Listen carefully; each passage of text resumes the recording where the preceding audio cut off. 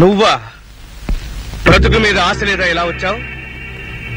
చావంటే భయం లేదు, అందుకే వచ్చాను. ఇంతవరకు దయదలిచి వదిలేశాను, అందుకే అంత ధైర్యంగా మాట్లాడుతున్నావు. దయతలిచి నన్ను వదిలేసేంత మునగాడివే అయితే దొంగ పని చేసేంత కర్మ నీకెందుకు పట్టింది? ఏమిటి నువ్వు వాగేది? దమ్ముంటే సూటుగా చెప్పు, విషయం ఏమిటో. నీకు తెలియని విషయం కాదుగా సూటిగా చెప్పడానికి. అయినా నేను ఇక్కడికి వచ్చింది నేను హెచ్చరించడానికి. హెచ్చరించడానికి గాని ఎదిరించడానికి గాని నువ్వు నాకు ఏ విధంగానూ సమబుజ్జివి కాదు. అది తేలవలసి వచ్చినప్పుడు తేలుతుంది. కానీ ఒక్క విషయం మాత్రం గుర్తుంచుకో, మా ఎస్టేట్ కు చెడ్డ పేరు తేవడానికి, మా యజమాని అవమానించడానికి అడ్డదారులు తొక్కావో జాగ్రత్త. రాధని కలుసుకోవడానికి వేరే దారి లేక ఇప్పుడు నువ్వే అడ్డదారిలో వచ్చావు. చూడు, పెద్ద మనసున్న వాడిని, జాలిగుండె కలవాణ్ణి కనుక నువ్వు వచ్చిన దురుద్దేశం తెలిసి కూడా మంచిగా వదిలేస్తున్నాను. మరోసారి కట్టుకథలు చెప్తూ రాధని కలుసుకోవడానికి వచ్చావంటే ఖచ్చితంగా నీ ప్రాణాలు తీస్తాను, గుర్తుంచుకో. నన్ను రాధను కలవద్దనటానికి నువ్వెవడివి?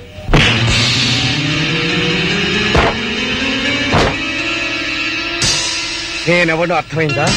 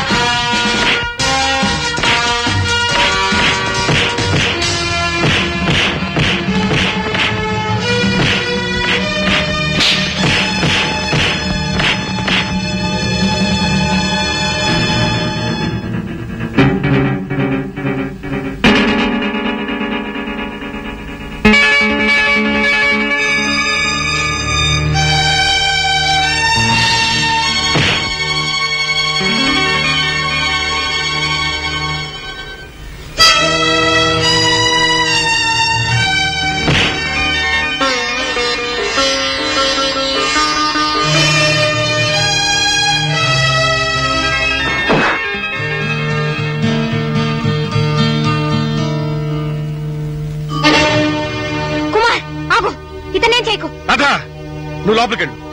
మర్యాదగా చెప్తున్నా, నువ్వు లోపలికెళ్ళు. ఇతని మీదకి చెయ్యెత్తినా, ఇతను ఏం చేసినా నా మీద ఒట్టే. రాధా, వీడెవడో వీడు బ్రతికెవడో తెలుసుకోకుండా తొందరపడుతున్నావు. వీడి కారణంగా నీ భవిష్యత్తు నాశనం అవుతుంది. నా భవిష్యత్తు ఏమవుతుందో, నా బ్రతుకు ఏం చేసుకోవాలో నేను నిర్ణయించుకోగలను. నా భవిష్యత్తు గురించి మాట్లాడద్దని నీకెన్నోసార్లు చెప్పాను. రాధా, ఏమిటి కుమార్ని ఎదిరించి నోటుకొచ్చినట్టు మాట్లాడతావా? అతను ఎవరనుకుంటున్నావే? నీ మెళ్ళో 3 ముళ్ళు వేయబోయే మనిషి, నీ కాబోయే భర్త. నువ్వు ఉండు బాబు, నీకేం తెలియదు. అమ్మానే గౌరవం నీకు నా మీద ఉంటే నేను చెప్పిన దానికి ఎదురు చెప్పకు. నువ్వు కుమార్నే పెళ్లాడాలి. పద లోపలికి.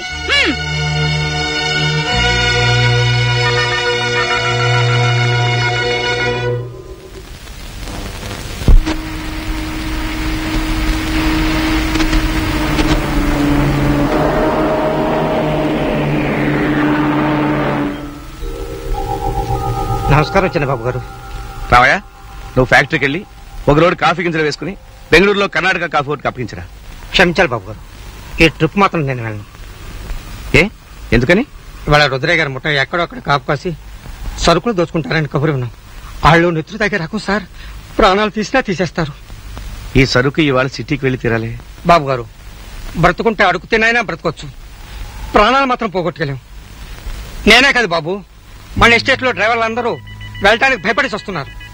సరే, ప్రాణం మీద నీకంత భయం ఉంటే ఫ్యాక్టరీకి వెళ్లి సరుకు లోడ్ చేయి. లారీ నేనే తీసుకెళ్తాను. కుమార్ వెళితే వాళ్ళు కుమార్ ప్రాణం తీయొచ్చు. నో, నా కుమార్కి ఏమీ జరగకూడదు. ముందుగా నేనే వెళ్ళి వాళ్ళని అడ్డుకుంటాను.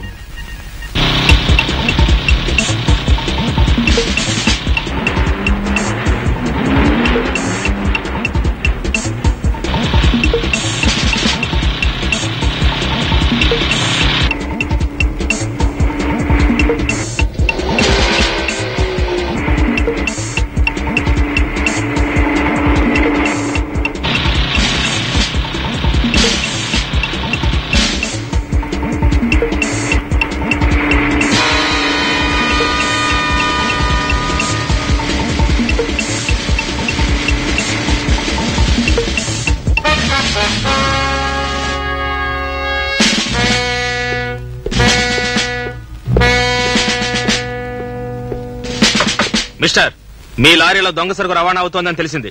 సోదా చేయాలి, కదలొద్దు. కదిలినా నేనేం చేయగలను సార్? తమరు సర్కారు వారి మనుషులు, పైగా ప్రజల పాలిటి రక్షక భటులు. తమరిని గౌరవించాలే తప్ప ఎదిరిస్తే మహాపాపం కదా సార్. కిందకి దిగరా. ఏం సార్, కులాసాయానా? ఆ రోజు పిస్తోల్తో కాల్చిన గాయాలు మానయ్యా? డ్రెస్ వేసుకున్నంత మాత్రాన దొంగెవరో పోలీస్ ఎవరో తెలియదు అనుకున్నావురా?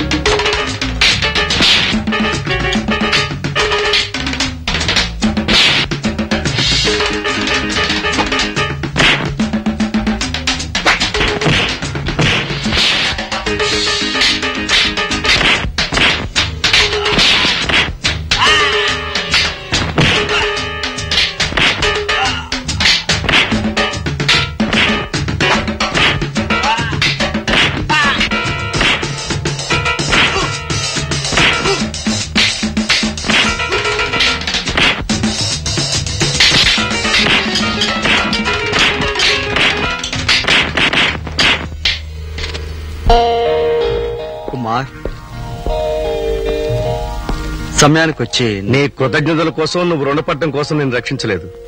తోటి మనిషిగా సహాయం చేశాను. That's all. రాజా, నేనెవరో తెలిస్తే నువ్వు అలా మాట్లాడవురా? మాట్లాడు.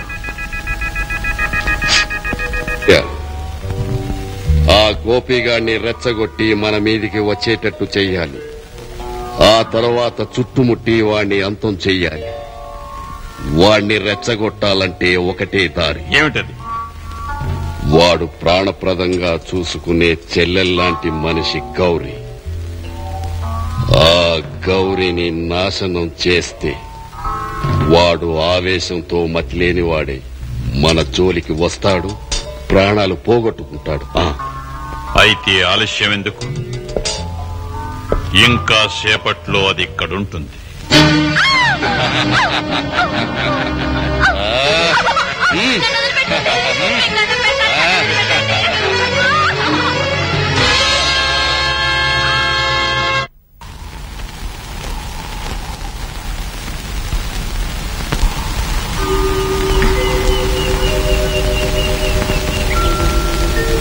గోపి, నువ్వా? రాధా, ఎందుకు వచ్చావు ఇక్కడికి?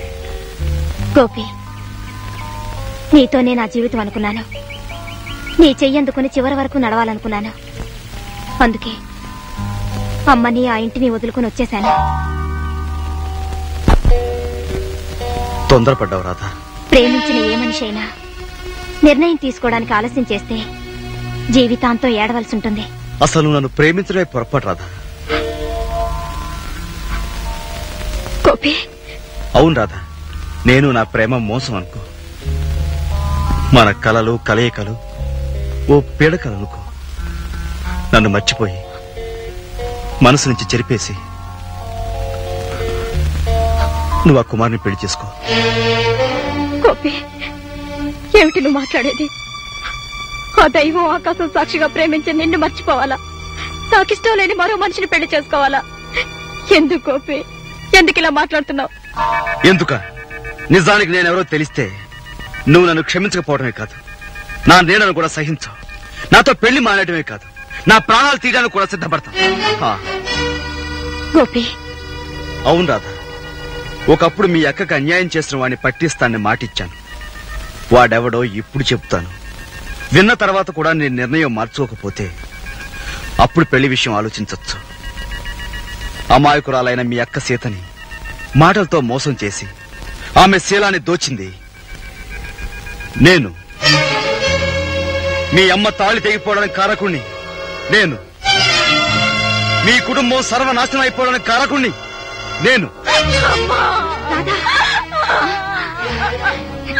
ఏమిటమ్మా, ఏం జరిగింది? ఎందుకు ఏడుస్తున్నావు? అమ్మా, పెద్దల మాట వినకపోతే మనసుకి మనిషికి ఎంత శిక్ష పడుతుందో నాకు ఇప్పుడు అర్థమైంది. మీరు ప్రమాదం అని చెప్పినా వినకుండా తిప్పను ముట్టుకున్నాను. నా బ్రతికే కాలిపోయిందమ్మా. రాధా, ఏం జరిగింది? అమ్మా, అక్కకు అన్యాయం చేసి మన జీవితాల్ని కల్లోలపరిచి నేను ఎదుట బొట్ట చెరిపేసిన పాపి ఎవరో కాదమ్మా. ఎవరమ్మా? ఎవరు? నేను మంచివాడని మనసిచ్చిన గోపియేనమ్మా. రాధా, అవునమ్మా, ఈ నిజాన్ని తన నోటితో తనే చెప్పాడు. ఏడవకమ్మా రాధా, ఏడవక.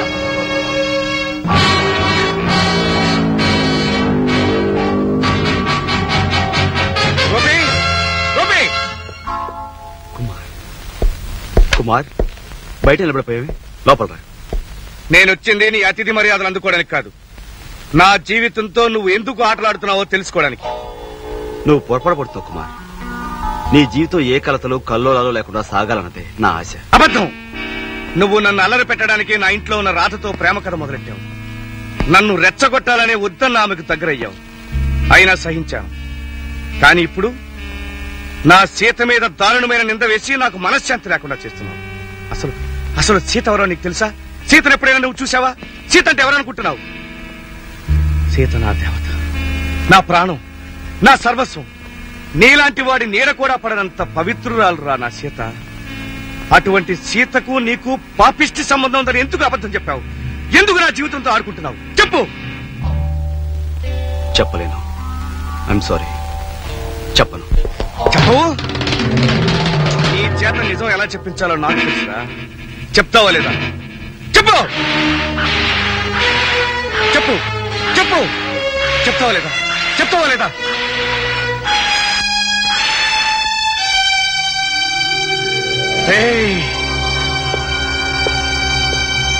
ఇప్పటికైనా చెప్తావా లేదా? నువ్వెందుకు చెప్తావరా? నువ్వు మామూలు శత్రువు కాదు, పెద్ద శత్రువి. కుమార్, శత్రువు అనే మాట మాత్రం అనద్దు. నువ్వెన్ని దెబ్బలు కొట్టినా సహించగలను, భరించగలను. కానీ నీ నోటి నుంచి శత్రువు అనే మాట వస్తే నేను తట్టుకోలేను కుమార్, తట్టుకోలేను. శత్రువు కాకపోతే ఇదంతా ఎందుకు చేస్తున్నావు? అసలు ఎవరు నువ్వు? నేనెవరా?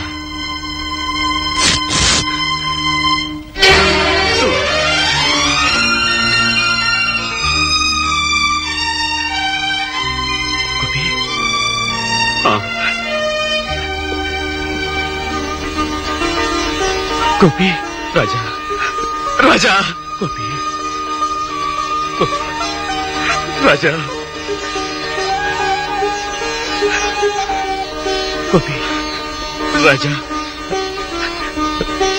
గోపి, రాజా ఓకే నువ్వెవరో తెలియక నిన్ను దూషించాను ద్వేషించాను అక్కడికి నా చేతులతో నిన్ను కొట్టాను రా ఊరుకో రాజా ఊరుకో అవునరా సీత విషయంలో నువ్వే దోషమని రాతకెందుకు చెప్పావు నువ్వు నా చిన్ననాటి రాజావని తెలియగానే నువ్వు రాధను పెళ్లి చేసుకుని సుఖంగా ఉండాలని కోరుకున్నాను అందుకే ఆమె నా నుంచి దూరం చేసుకోవాలనుకున్నాను నేను చెప్పిన అబద్ధం నమ్మి నన్ను అసహించుకుని తను నీకు దగ్గరవుతుందనేరా అలా చెప్పారు గోపి ఈ లోకంలో సీతున్నా లేకపోయినా నేను మరణించే వరకు నా మనసులో ఉండి తీరుతుంది ఈ జీవితంలోకి మరో మనిషికి అవకాశం లేదురా నువ్వెంత త్యాగం చేసినా ఈ విషయంలో నేను ఒప్పుకోను నిన్ను ప్రేమించిన రాధ నీ సొంతమే కావాలి మీ ఇద్దరికి పెళ్లి చేయడమే నా కర్తవ్యం రా రాజా అవునరా వస్తాను రా